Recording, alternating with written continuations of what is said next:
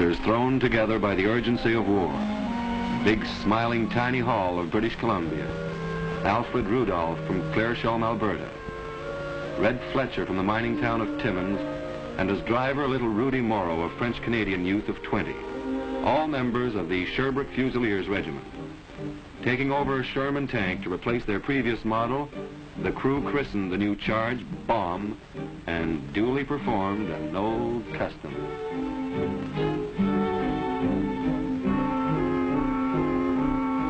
Sergeant Harold Futter, their quiet, observant crew commander, recorded the event for the future when he looked back at the tired European earth. The hustle and bustle of major proportions began. Orders came for waterproofing. To the crew of Bomb, that seemed a clue to coming events. There was a mascot, Fitz. Faster and faster went the days while strategic points piled high the material of war. The day was rapidly approaching for the assault upon the vaunted West Wall. The intense activity presaged action. Troops settled aboard their craft.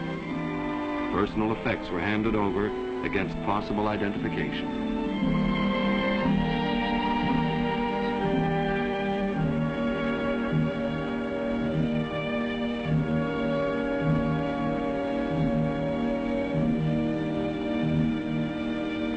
A strange lull settled like a mantle as boys and men reflected.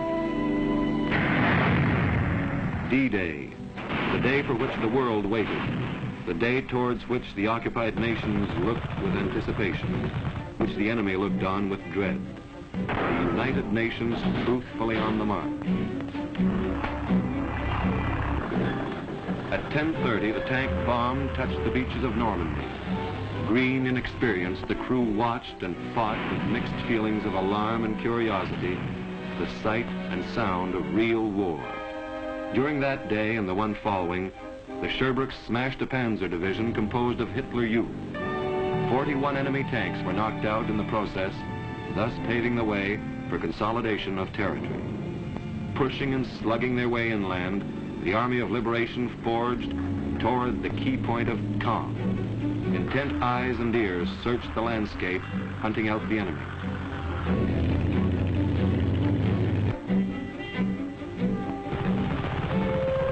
The comfort of a slit trench was quickly learned by the mascot Fitz.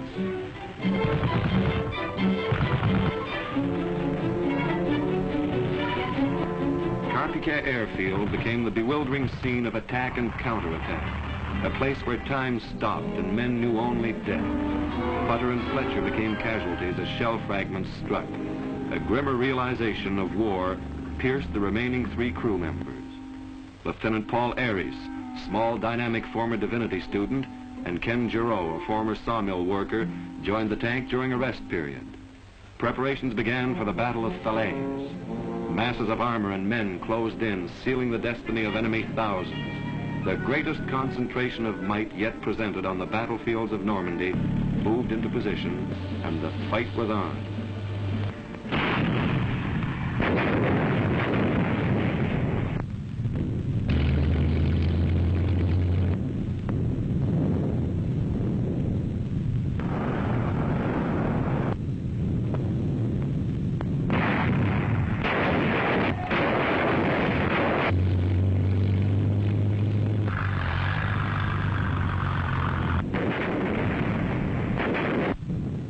Veterans now of 2 months campaigning, the smell and sound of battle was interwoven closely in the lives of Bomb's crew.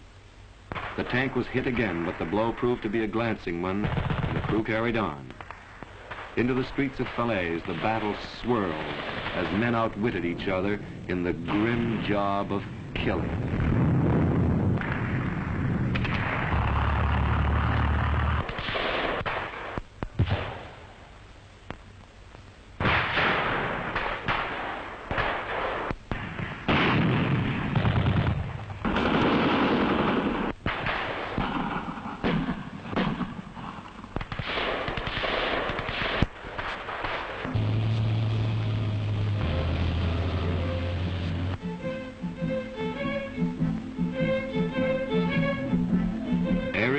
leave of Baum, and in his place came John Neal of Oshawa. He was 28 and married, the only one of the crew to have such an attachment. The veterans in the regiment greeted him, while the crew carefully looked over their new commander. In silent assent, they passed their judgment. He was a good guy. In the succeeding 6 months, the Canadian Army plunged and tore its way across the western face of Europe. Participating fully was Baum and its crew of 5, never out of battle. In a simple ceremony, the Sherbrooke's commanding officer received the DSO from Monty.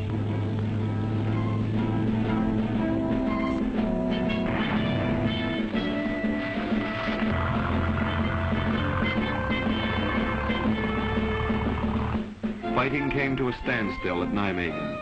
The lull brought time for play and thoughts of home to fighting men. Chit-chat about dad or mother or the girlfriend. From the lethargy of winter, the opposing armies arose to continue the struggle. The west bank of the Rhine had to be cleared. Under the leadership of John Neal, a night operation was planned for his squadron. A dominating position overlooking Kalkar had to be cleared. Against the cold and mud and darkness, the show began.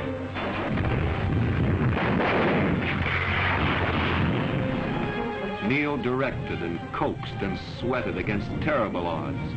All tanks bogged down in the mud, with the exception of Baum and one other tank.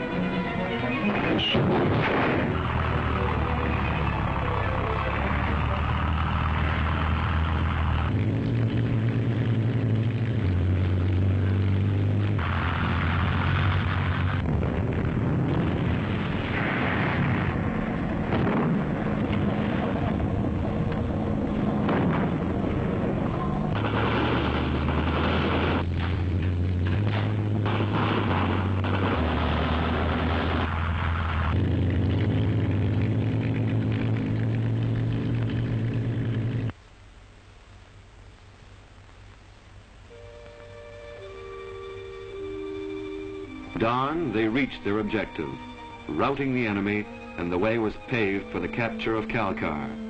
It was Baum's first battle on enemy soil, Germany. For his superb leadership, Neal was awarded the Military Cross. Neal left the tank for other work. Again, a new commander. His name was Walter White, a husky Nova Scotian. The chase continued. Bitter and intense was the battle. The knife plunged deeper into the heart of Germany.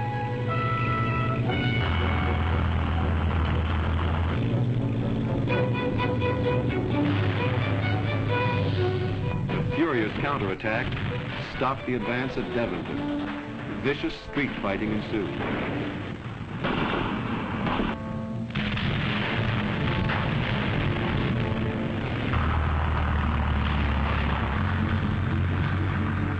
Here, the new commander was wounded and put out of action.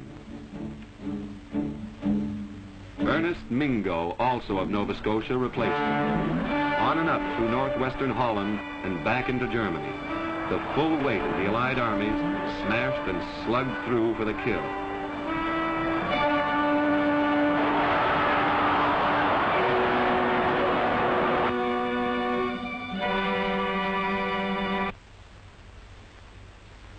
Then it came, VE Day.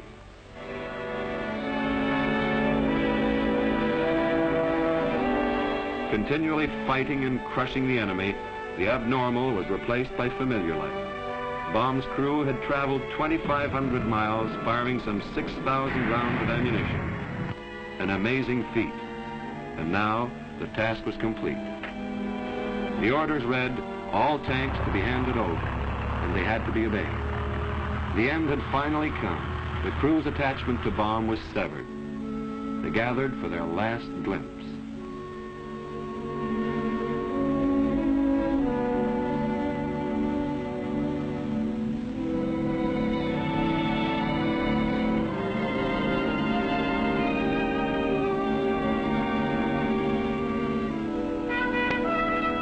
But the tank bomb did not lie forgotten in some foreign field.